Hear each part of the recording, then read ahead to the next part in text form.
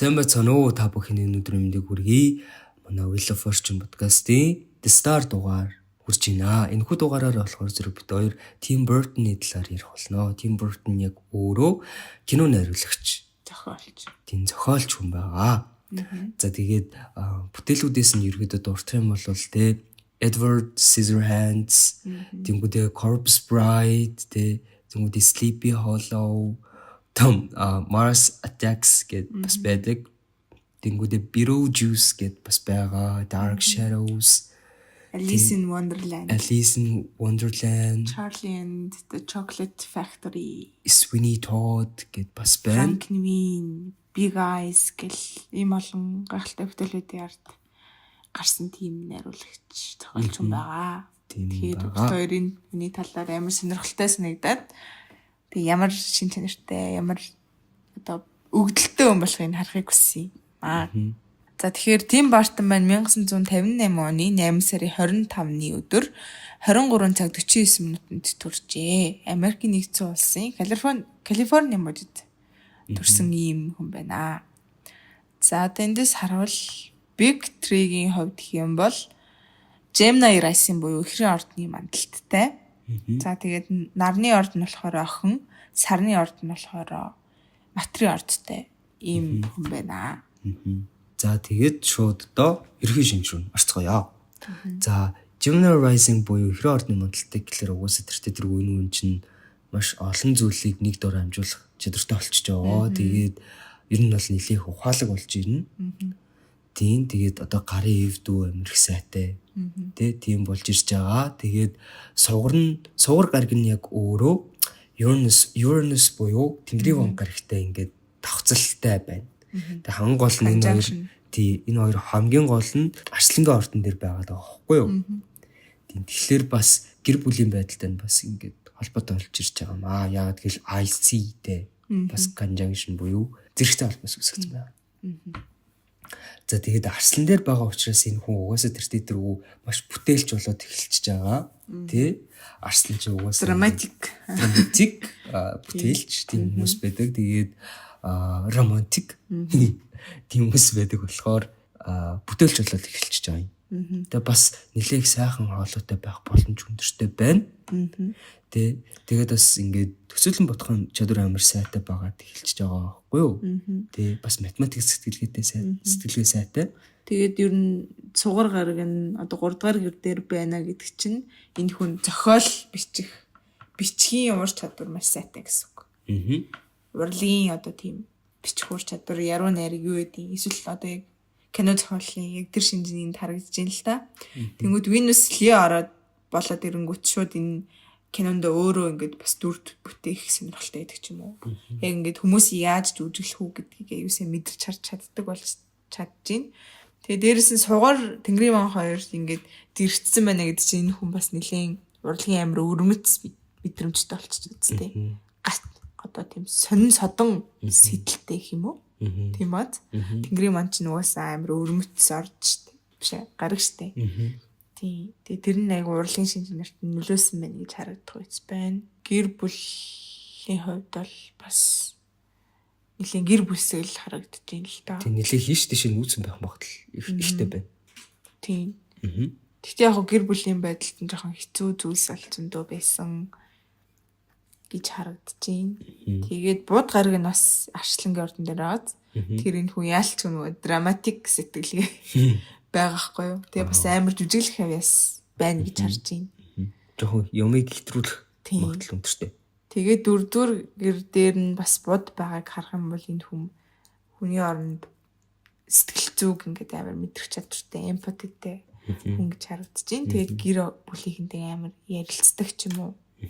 Хуучны тийм дээр үеийн юмнууд сонирхдаг ч юм уу. Тиймэрхүү харагдаж байна. За тэгээд цаашаа ингэ явах юм бол нар олон дэлхийн ван гариг нь маш зэрэгцээ байгаа байхгүй юу? Амар tight conjunction үүсгэсэн. Тэгээд нар нь болохоор зэрэг 232-тэй. Тэнгүүдээ дэлхийн ван нь 22-тэй заяа. Тэгэхээр ийм болоод ирэхээр болохоор зэрэг энэ хүн маань яг өөрийнх нь нар дээр дэлхийн вангийн одоо шин чанар ингээд давхар уягтаад эхэлчихэж байгаа гэсэн үг. Тэгэхээр энэ хүн маань хэдийгээр одоо охины ордны хүн ч гэсэн хилэнцгийн ордны шин чанар нэлээх мэдрэгдэж эхэлнэ гэсэн. Тэгэхээр бас яг ингээд нөгөө нэг хийж байгаа кино, хийсэн кино өдр нь нэлээх ингээд жоохон харанхуу одоо dark side харуулдаг тий. Харанхуу ингээд өнгө тоонтой байдаг. Үхэл мөхөлтэй бас их нэлээх холбоотой байдаг шүү дээ тий. Харах юм бол тий. Аха. Тэгээ тэр нь болохоор зэрэг энэгээр бас ингээд тайлагдж гин гэдэг нь бас ингээд би харж байна. Яг ингээд өөртөө нь яг дэлхийн ван гариг бүр ингээд баг нэгтцэн байгаа учраас яг ингээд үхэл мөхлээс ирэхэд нэг амар айдаггүй. Харин ч тэрийгээ ерөөд бол нэлээх урлаг болохыг хүсдэг. Амар сонирхолтой. Нууцлаг юм сонирхолтой болчиход. Тэгээд бас ингээд амьдрал нь бас ингээд амар өөрчлөлтөнд байдаг. Тэгээд нар бас ингээд Плутотой зэрэгцсэн мэн гэдэг чинь энэ хүнд бас тодорхой хэмжээний карьерийг бас өгж ийн гэсэн үг шүү дээ. Яг зүгт одоо зохиолч, найруулагч гэдгээрээ танигдах тэр боломжийг өгж ийн гэж харж байна. Энэ хүн яг ингээд дотны найзаараа дамжуулж бас ингээд алдар нэрт төрсэн байх магадлал өндөртэй. Гэж бас эндээс харагдаж байна. Цаашаа явах юм бол 6 дугаар гэр дээр нь нэлээх гариг болон цэгүүд байгааг анзаарч байна. Эхнийх нь болохоор зэрэг урд зангилаа. За дараа нь болохоор зэрэг Jupiter буюу Бархас бит гариг. Тэгээд 70 гариг байна. Тэгэхээр 70 гариг нь яг өөрөө 6 дээр байхлаараа угаасаа тэрхүү imagination, урлаг, уран бүтээл зэрэгтэй холбоотой ажил хийх боломжтой байгааг нь илэрхийлж байгаа. Тэгээд Бархас бит гариг угаасаа тэрхүү 6 дээр байгаа учраас энэ хүн маань тэрхүү салбарууд дээр нэлээх юм азтай болоод эхэлж байгаамаа. Амжилттай. Тэгээд бас нэг ингээд амар дажгүй ингэж харсан зүйл нь 70 гариг Скорпио буюу хилэнцээ орд дээр байна. Тэгэхээр энэ нь бас нөгөө нэг тийм dark тий одоо үхэл тиймхүү зүйлсийг бас ингээд жоохон сонирхоод урлаг болгох. Ажил болгох тэрнтэй ингээд холбоотой байгаа байх гэж бас эндээс харж байна. За тэгээд дараа нь цаашаа ингээд явах юм бол 7 дугаар гэр дээр нь санчаар гариг байгаа даа. Тэгэхээр санчаар гариг нь 7 дээр байхлаар энэ хүн маань нэлээ хожуу гэрчлэж магадгүй. Гэхдээ бас жоохон хариуцлагагүй зан бас гарч магадгүй. Гэрэлтийн асуудал дээр гэрлэлт дээр бас жоохон хариуцлагагүй эсвэл жоохон асуудал гарах бас тийм магадлал өндөртэй байна. Тийм ээ. Энэ хүн мөнгө санхүү дээр нэлээд сайн хяналт тавьж хандж чаддаг харагдаж байна тийм. За тэгээд Нортнуудаас нь харах юм бол 6 дугаар гэр дээр байна. Тэгэхээр энэ хүн яг л нэг ажлын төлөө төрсэн хүн гэдэг шиг тийм харагдаж байгаа байхгүй юу? Айгу зөв хөшлөлтэй байж сурах хэрэгтэй, эрүүл мэндэд анхаарч сурах хэрэгтэй. Энэ амьдралтаа тиймэрхүү зүйлсийг ер нь бол харахаар байна. За тэнгууд ингээд харангуудыг карьерийн салбар дээр херон байгаа байхгүй юу? Тэгэхээр эндээс юуг харж ийн гэхээр бусдаас ямар нэгэн тийм шарах авсан гэсэн үг шүү дээ. Бусад хүн өөрийг нь юу гэж харах байдал дээр тийм карьерийн тийм шарахтай байна гэж харагдаж байна. Ер нь бусдад нэг амар харагдахыг хүсэхгүй. Тийм. Тэгэхээр тэрнээс болоод ер нь нэг амар дотгошоо бусад нэг хил гарч ажиллахаас илүү чимээг хүн ажиллахыг илүү түүцэх байх гэж бодож байна. Тэгээд бас миний нэг бодсон юм нь болохоор энэ хүн чинь охины ордтой юм чинь охины орд чинь детальтай айгуу сайн ажиллаж чаддаг те. Айгуу шургуу тэгээд шургуу гинэ. Шаргуу ажилтдаг. Дээрээс нь детальтай айгуу сайн хандаж чаддаг болохоор яг тэр мэрэгжлийнхаа зүйлдээ зохиол бичгтэй ч юм уу амар детальчилж ингэж ажиллаж чадсан байх гэж би ер нь бодож байна. Тийм. Тэгээд ингээ харангууд сарны орд нь матар байна. Тэгэхээр энэ хүн ерөөсөө сэтгэл хөдлөлөө бас сайн илэрхийлж чаддгүй хүн байгаад өөрийнхөө дотоод юмыг дотроо нуудаг юм уу?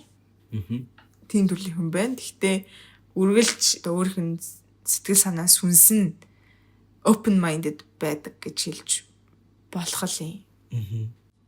Тэгээд бас ингээд сар нь яг 9 дээр байгаа учраас энэ хүн гадаад хэлтэй холбоотой авьяас байгааг илэрхийлж байгаа. Тэгээд бас өөрийнхөө уурыг ерөөхдөө нуучдаг төрлийн хүн байна. Өөрөө өөрлөгөө илүүх нуудаг. Тэгээд ангараг гариг нь баг ямар ч холбоос ингээд бусад гаригуудтай ингээ үүсгэгүй байгаа нь бас нэлээ асуудал болоод эхэлчихэж байгаа. Яагаад гэвэл гаригууд дор хаяж нэг холбоос тэр холбоос нь муу байсан ч хамаагүй нэг холбоос ер нь бол үүсгэсэн байх хэрэгтэй. Тэгжиж ер нь гариг нь яг өөрөө ингээ хүчтэй байдаг. Тэгэхэд ангараг гариг нь яг өөрөө үхрийн ордон дээр үхрийн орд чинь амар одоо ингээд муу штэ тий. Одоо ангараг гаригийн хувьд тэнгүүтээ дахиад ингээ 12 дээр байхлаар ингээд бас ингээд ангараг гариг чи яг өөрөө ингэж яахыг хүсдэг. Бусдад гарах одоо танигдахыг хүсдэг. Бусдад мэдэгдэхийг хүсдэг. Тийм байхад яг ингээд 12 дээр ингээд байхаар чи ерөөсөө ингээд тэр бүх зүйлүүд нь ингээд дарагдчихна. Тэгээд дээрэс нь дахиад ямар ч тийм холбоос үүсгээгүй байгаад байгаа.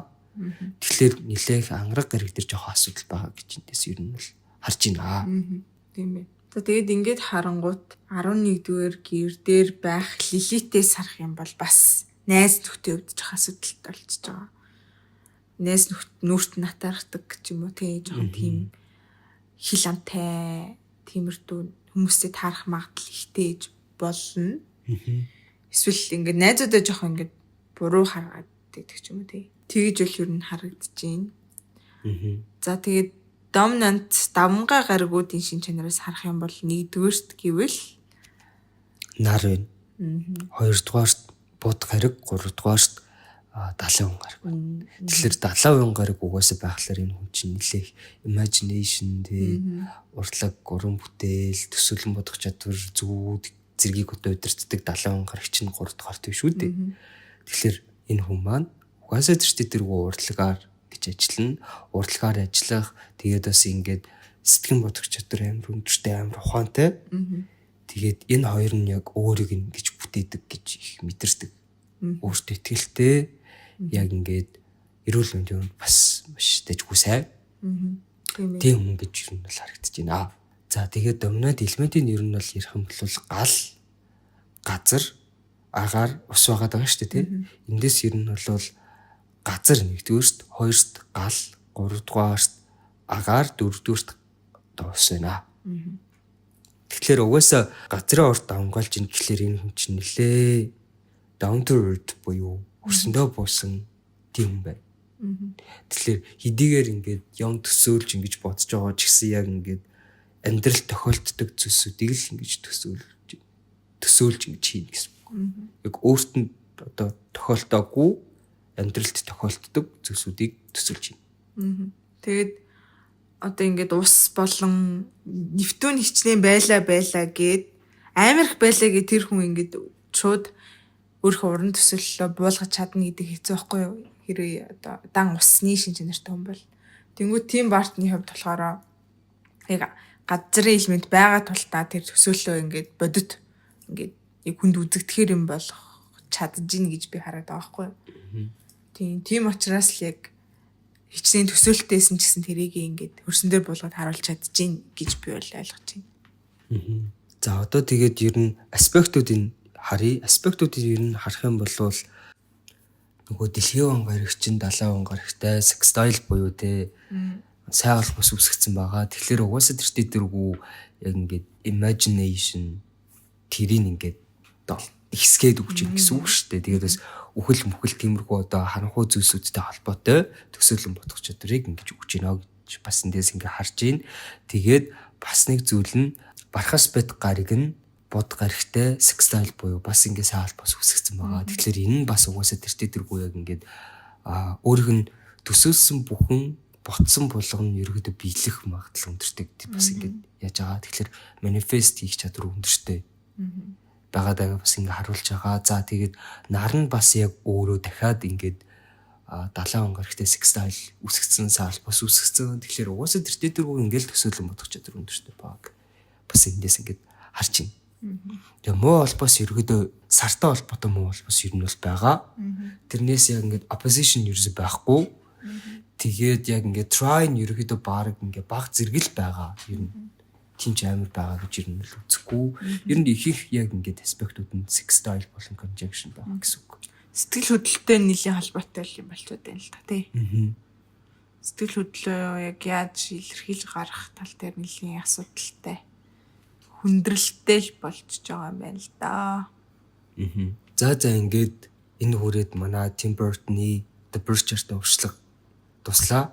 Энэ үрсэл сонссон бүх хүмүүст маш их баярлалаа. Тэгээд ер нь ингээд хараад үзэхээр бас яг хөөрхөн тохироо таараад тэгээд яг ингээд хийж байгаа ажил зэргийг ингээд зэрэгтэй ингээд холбох тохиолдлууд амар их байгаа гэж ерөнөөс бол ажиглагдж байна. Тийм тэгэл яг л ямар шүү хүн бэ тэр нь л харагдчихээн дөө.